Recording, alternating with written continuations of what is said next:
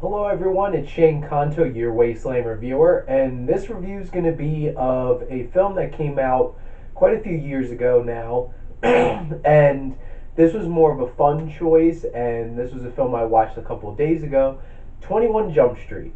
Now, when I remember being in college when this film first came out and being like, okay, that just looks stupid, and at that point I hated Channing Tatum, and I'm just like, nope, not wasting my money. And then I finally saw it, and I'm like, holy crap, I missed out going to see this in theaters. Now, this film is taking an old 80s TV show, completely flipping it on end, making it a full blown comedy, action comedy, and then also making fun of it. And poking fun at how outrageous the situation is and everything. And now this has spiraled into so many other kinds of films doing the same thing, like Chips and Baywatch this year, and unfortunately, those films did not hit what this film did, and doing it in a superbly clever way. And a lot of that goes to the writing and also the directors, Lord and Miller, who also made the Lego movie and have a lot to do with those Lego movies now, and also will be doing the Han Solo film that will be coming out for Disney's for their Star Wars spin-offs. Now, looking at this film from a directing perspective, the storytelling is fantastic. It's done in there's so many fun, unique little ways of portraying certain things, like the stages of this drug that's working in this film of these two goofball cops who go undercover in high school to figure out who the supplier is of this new drug, and how they portray the different stages of that is outrageously funny. The good use of quick editing and fast pace really keeps this movie going.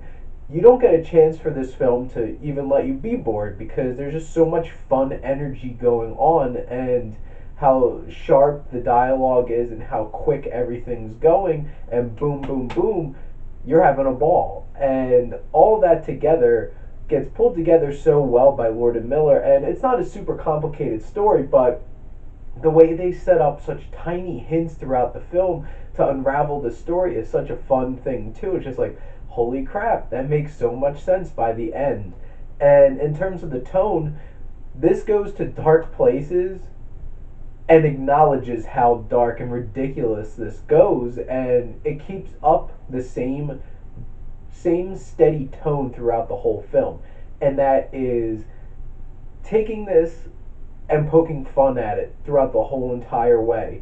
But the crazy thing is making an actual action comedy that's invigorating and tense and cool sequences and you wanting to figure out what's going on. So it's basically having both sides of making this buddy cop comedy and then also making fun of how outrageous they can be and doing it all at once in such a great way. And in terms of the actual how this makes you feel, it's exhilarating, it's fun, you laugh, and you actually care about the relationship between these two guys. And it's like, did not expect that. And you really don't expect that going in, but it's done in such a well crafted way. The cinematography is done by Barry Peterson, and the shots and the framing, it's very high sheen kind of film, and you can tell that it's supposed to be reflecting that like old TV show kind of feel where it's like ha ha ha ha, ha, like all sunshine and rainbows kind of like sitcom kind of looking film, but all the stuff going on is fantastic, and how everything's put together, the action sequences and the just even like the basic interactions of characters. And this is such a well shot film. It's another surprising positive about this film. In terms of the effects though, the effects are so bad. Looking at the CGI in this, it just looks horrendous, and I'm just like, alrighty, that sticks, like having watched it 2 days ago sick, I'm like, that sticks out really bad. It just looks really really bad. But it's not a perfect film. It has that big drawback. In terms of the writing, Michael Bacall wrote this, and from a story perspective, it's pretty basic, and it's also making fun of that. And is it a ridiculous story? It's making fun of that. The dialogue in this is so fantastic and clever and well written and well brought to the screen and adapted. It's just such a solid way of a lot of people should take a look at this film and realize how clever it is. Because a lot of films, like I mentioned before, Baywatch, tried to do this thing but didn't stick with it, and also just went for a bunch of lowbrow comedy instead of some fun, meta, self-referential humor. And you could go to meta.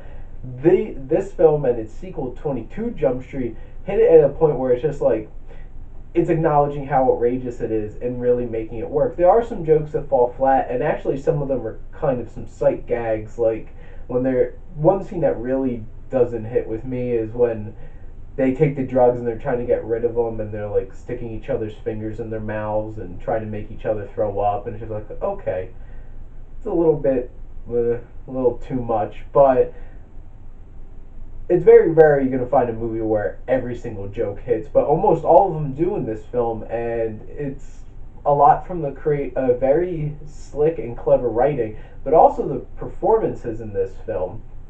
And getting to that, Jonah Hill and Channing Tatum have so much chemistry, so much charisma that you just connect with them so well, and you believe in this budding friendship and believe in the big theme of this of trying to find people to connect with and finding your place and being able to do something no matter how much people push down on you saying that you can't do something. And these two, their comedic timing is fantastic, and I actually love seeing Channing Tatum in movies now.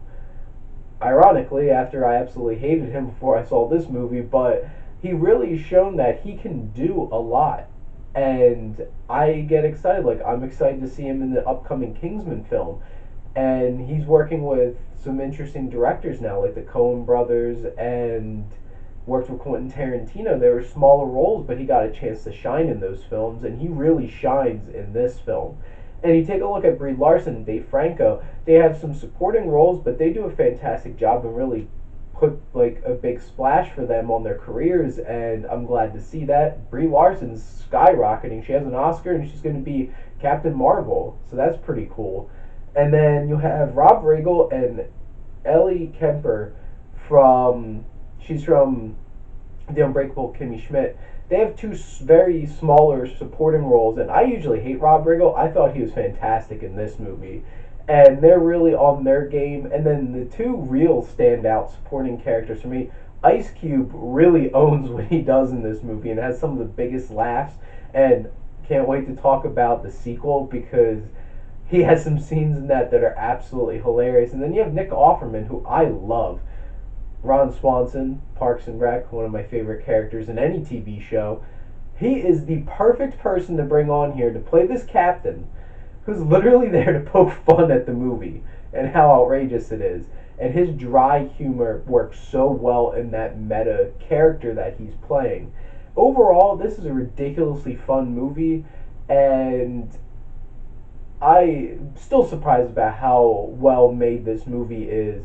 And it's made me a huge Lord and Miller fan. It made me a fan of Channing Tatum. And I look forward to 23 Jump Street. Hopefully that gets made because they all have my money already. And I'm going to give 21 Jump Street an A-.